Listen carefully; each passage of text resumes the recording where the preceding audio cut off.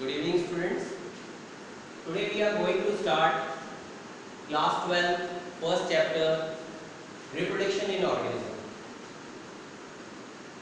So, students, मैंने कुछ slides prepare की हैं, आपके लिए helpful रहेगी. यहाँ basic चीजें start करेंगे. As we all know that in class 10th we learned about life processes. कि life processes क्या है? बहुत सारे life process हैं. उनमें से एक लाइफ प्रोसेस है reproduction.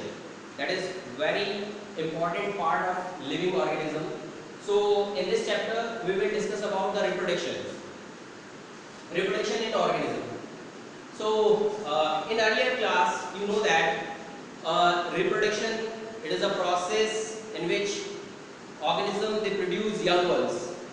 So now reproduction in organism, introduction, as you all know that reproduction, it is a process in which an organism produce young ones for their existence, to making their species continuity or race of species. So here the period of birth to the natural death of an organism is called lifespan. That is very important. Lifespan, it is a characteristic we are using in respect of organism, that कि कितना लंबा life वो जीते हैं. And it vary species to species. बहुत सारी species हैं जिनका कुछ डेज का लाइफ स्पान है. बहुत सारी ऐसी स्पीसीज हैं जिनका कुछ मंथ, कुछ वीक, और कुछ ऐसी स्पीसीज भी हैं जिनका ईयर और इवन सेंचुरी तक जो है उनका लाइफ स्पान है. सो बहुत सारे एग्जांपल हम यहाँ देखेंगे. So the period of birth to natural death an organism is called lifespan. Lifespan के बारे में बड़ा सा क्लियर सा होना है. This is the time period between the birth and death, that is lifespan. And all the events which happen during this lifespan, they are making a life cycle. So life cycle and lifespan कई बार confusion हो जाता है. Life cycle पूरा events एक cycle है. Lifespan जिसमें birth से लेकर death तक का पूरा timing है. So no individual is immortal, we know that. हमने कहीं एक्सेप्शन भी पढ़ा होगा. Amoeba, it is a exception. Naturally उसकी डेथ नहीं होती है बिकॉज अमोइबा एक रिप्रोडक्शन का एक एक्सेप्शन है. उसके रिप्रोडक्शन को सेल डिवीजन बोले या रिप्रोडक्शन बोले बड़ा कॉम्प्लिकेट है. In class 11 in chapter 1 we already learn that the most important phenomena to determine the living characteristic, that sensation. So we already know that there is some confusion about the reproduction if we are taking reproduction as a living characteristic, but it is important part. So students, here I have some slides showing approximate lifespan of some organism. You can see here an elephant, इसका life span 60 to 70 years होता है. And it also very. African जो species है उनका और Asian जो elephant है उनका लाइफ स्पान थोड़ा वेरी करता है. बट हमें एवरेज ध्यान रखना है 60 to 70 years, an average life span of elephant. Then उसके बाद में रोज के बारे में बड़ी कॉम्प्लिकेसी है. प्लांट्स के बारे में मैं स्टूडेंट आपको एक बताना चाहूँगा कि प्लांट्स की जो लाइफ स्पान है वो वेरी करती है according to their resources, available resources. Because plant जो होते हैं वो मूवेबल नहीं होते हैं. सो उनको एक रेस्ट्रिक्टेड एरिया के अंदर ही अपनी सारी डिमांड को पूरा करने के लिए रिसोर्सेज वहीं से सारे लेने होते हैं. इन दैट कंडीशन बहुत सारे एनवायरमेंटल स्ट्रेस उन पर अटैक करते हैं. एनिमल के लिए वो स्ट्रेस बहुत कम होते हैं बिकॉज वो एक जगह से दूसरी जगह मूव कर जाते हैं most of animal.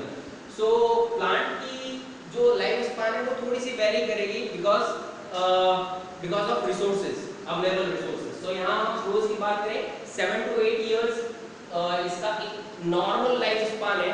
But maximum जो है 35 इयर्स तक रोज इजीली ग्रो कर सकते हैं. कुछ वाइल्ड स्पीसीज है जिनमें 60 इयर्स तक भी लाइफ स्पान उनकी देखने को मिली है. Dog, we know that variety, बहुत सारी वैरायटी है जिनकी अलग अलग लाइफ स्पान है. कुछ डॉग वैरायटी है जिनकी लाइफ स्पान 10 इयर्स है. मैक्सिमम जो है 20 इयर्स तक की ब्रीड है डॉग्स में. बट एन एवरेज हम अगर लेकर चले तो 50 ईयर लाइफ स्पान एवरेज एक डॉग की होती है। Then we know that Musa paradisiaca banana 2 to 4 year an average lifespan of banana. Cow 20 to 25 year. Banyan tree, as I told you earlier that जितने रिसोर्सेज होंगे उतना life span plants के लिए determine होता है। यहाँ पीछे से जस्ट मैंने आपको बताया बैनियन ट्री 400 ईयर से भी ज्यादा हो सकता है उसका लाइफ स्पान। वर्ल्ड का जो बिगेस्ट बैनियन ट्री है, जिसका सबसे बड़ा कैनोपी है बंगाल के अंदर, द रॉयल बॉटनिकल गार्डन में, फाइकस बेंगलियंसिस, उसका अप्रोक्सीमेटली 2800 क्रॉप रूट्स उसकी टोटल है। अप्रोक्सीमेट 1.7 और 8 हेक्टर में वो पूरा स्प्रेड है। तो आप सोच सकते हैं कितने साल पुराना होगा और कितना उसने अपना इस पूरे लाइफ स्पान में कितना सारा अपना कैनोपी डेवलप किया होगा। Now horse 30 years, turtle tortoise 100 to 150 years, crocodile, you know that reptile,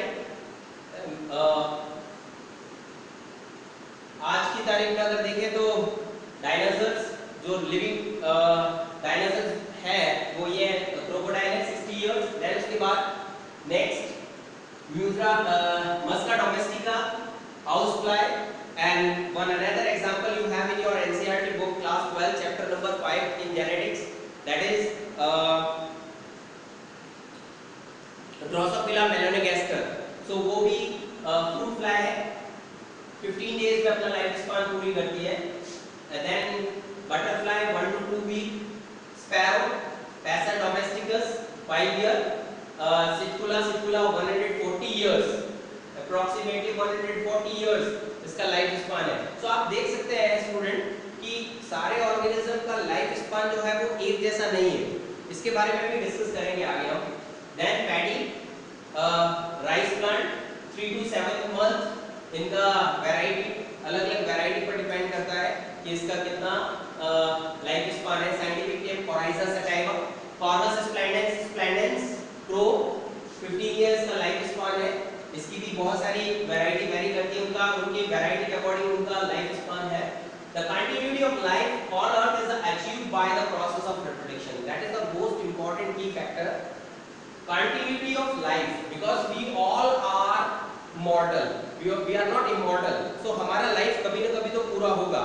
So हम क्या करें ऐसा कि हमारे जैसे यंग वंस हमारी एग्जिस्टेंस को बना कर रखें, तो हमें जो है रिप्रोडक्शन को समझना पड़ेगा।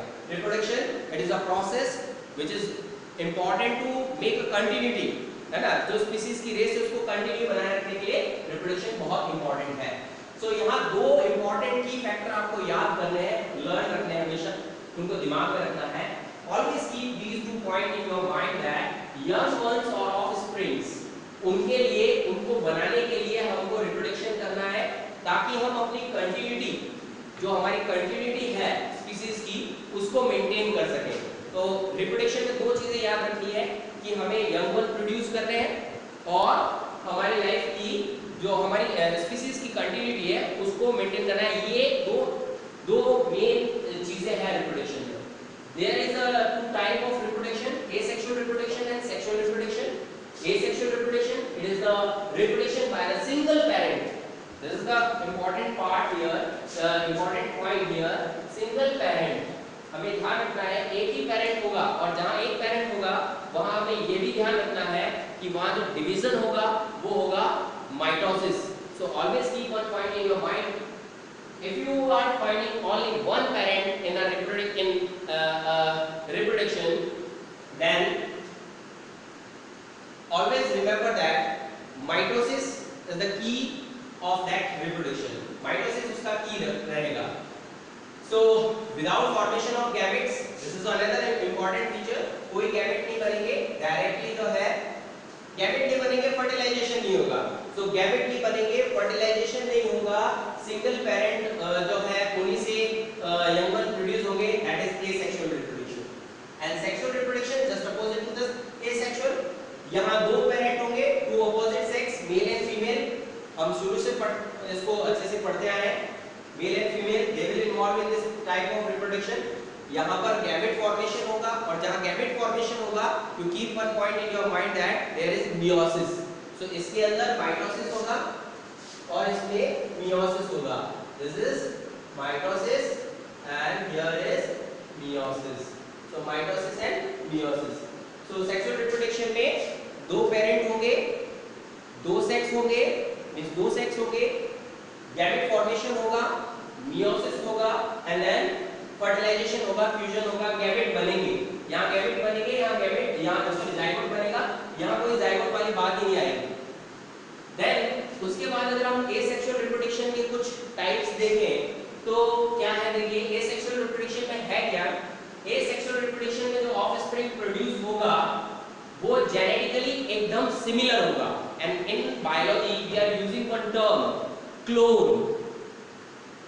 Clone, they are identical to the parents.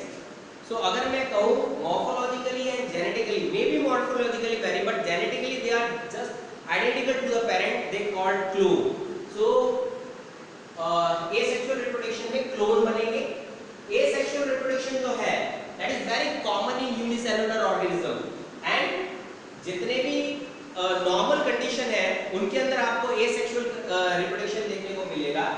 And the last and most important point is that asexual reproduction में कोई वेरिएशन प्रोड्यूस नहीं होती है या वेरिएशन नहीं आती है। So if we need variation, अगर ऑर्गेनिज्म की लाइफ में या उसकी स्पीसीज में वेरिएशन चाहिए हमें, then we need sexual reproduction, because asexual reproduction से कभी वेरिएशन नहीं आएगी। So वेरिएशन नहीं होगी, म्यूटेशन नहीं होगा, तो मैं ये कह सकता हूँ कि इवोल्यूशन में भी जो है इट इज नॉट हेल्पफुल, है ना। सो आगे हम पढ़ेंगे, इवोल्यूशन चैप्टर में भी पढ़ेंगे how sexual reproduction it is important for evolution. Here is the first type binary fission. There are so many types of asexual reproduction, उनमें से कुछ टाइप को ही हमको क्लास 12 में पढ़ना है। उनमें से पहला है बाइनरी फिशन। बाइनरी फिशन क्या है? बाइनरी फिशन में ऑर्गेनिज्म जो है, ऑर्गेनिज्म अपने जैसे यंग वंस बनाता है इक्वली डिवाइड होकर। इक्वली डिवाइड होकर, बाइनरी मींस है एक ऑर्गेनिज्म का स्प्लिट होकर दो एक जैसे यंग वंस को प्रोड्यूस करना। You can see here excellent example is amoeba. Amoeba में देखिए यहाँ पर इसका पूरा का पूरा प्रोटोप्लाज्म जो है, न्यूक्लियस डिवाइड हो गया, पूरा जो साइटोप्लाज्म है वो डिवाइड होकर दो यंग वंस दे रहा है। यहाँ कोई किसी तरह का मियोसिस नहीं है ना।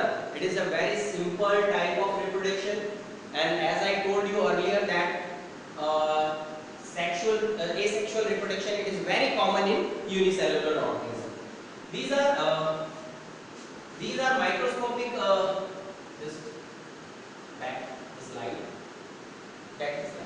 These are the actual picture captured by the digital zoom microscope. वहाँ से ली हुई ये actual pictures है, and this is animated picture. Now zoospores, they are very common in algae. Chlamydomonas, आप हमें से Chlamydomonas एग्जांपल याद रखिएगा। Zoospores, these are motile asexual. Motile means movable, और जहाँ movement होगा it means वहाँ कोई ना कोई ऑर्गन होगा।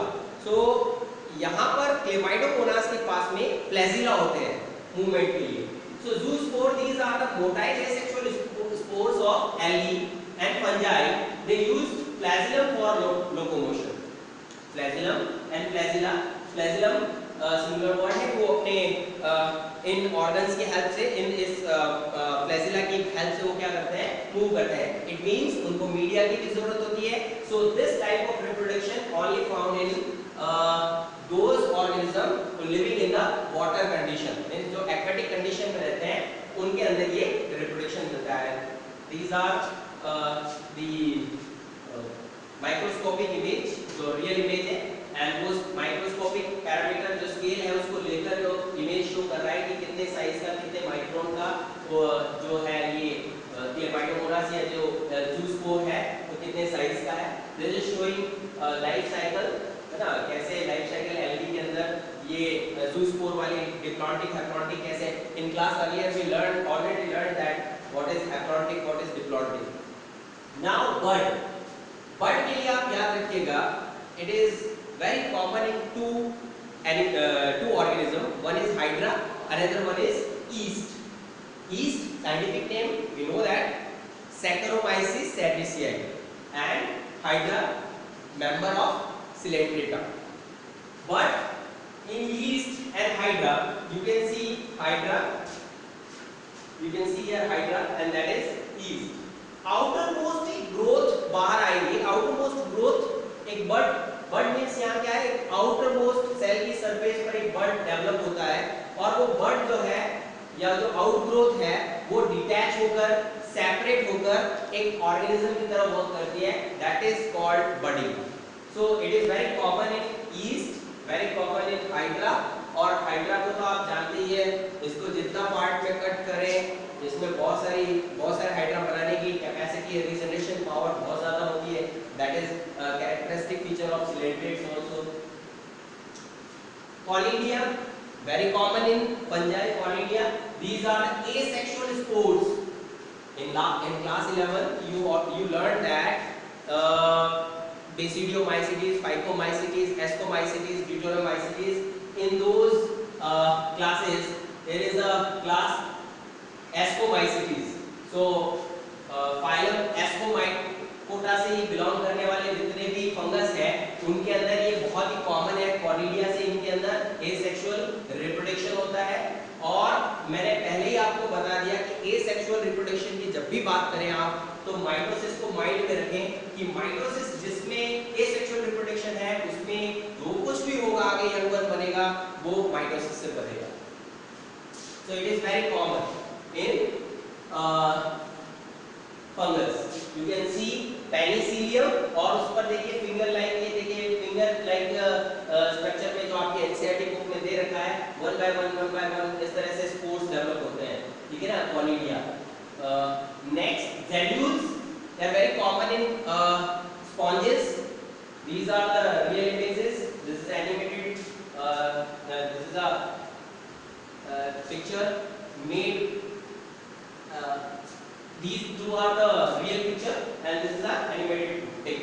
So ये देखिए बहुत सारे जेन्यूल्स यहाँ से रिलीज हो रहे हैं. They are also coming under the asexual reproduction common in the sponges. So these are the internal birds and of freshwater sponges. They resist drought, high temperature, freezing and lack of oxygen. Suitable condition जब भी आएगी तो ये नए young ones को बना देगा. और ये देख सकते हो आप जेम्यूल्स बनाने वाली चीज जो है, जो स्ट्रक्चर है उनमें से देखिए माइक्रोफाइलिंग और इनर मेम्ब्रेन दे रखा है, एंड यहाँ से बहुत सारे जेम्यूल्स जो है ये रिलीज होंगे, है ना, after development. Then vegetative reproduction. So vegetative reproduction में यहाँ पर आपकी जो क्लास 12 है उसमें बहुत सारे एग्जाम्पल भी दे रखे हैं, बहुत सारे टाइप है, तो मेन जितने भी टाइप और एग्जाम्पल है उनके बारे में हम डिस्कस करेंगे. 1 2 3 4 5 6 ये मैंने सारे ले लिए, runner, rhizome, circle, tuber, offset and worm. So one by one इनको देख लेते हैं. रनर क्या है? नेक्स्ट देखिए यहाँ रनर क्या है, runner and stoner. It is a slender stem that grows horizontally in the ground. Naturally, it cut off and separated, developing into the new individual. Strawberry में बहुत कॉमन है, आप देख सकते हो यहाँ पर एक प्लांट है, इसका एक पार्ट है, देखिए स्टेम का, ये यहाँ से रन करके इस तरह से आ रहा है. तो कुछ ग्रासेस में ये वहाँ पर भी ये बड़ा कॉमन है, स्ट्रॉबेरी में भी ये कॉमन है. तो हमको ये याद रखना है कि ये एक वेजिटेटिव रिप्रोडक्शन या एसेक्सुअल रिप्रोडक्शन का ही टाइप है, और इस टाइप के अंदर स्टेम जो है वो रिप्रोडक्शन में भाग लेता है, इसमें पार्ट लेता है, और उससे ही नया यंग वन, नया इंडिविजुअल प्रोड्यूस होता है. Next rhizome, modification of stem. It is the modified underground stem. So हमको ध्यान रखना है, ये क्या है, जिंजर.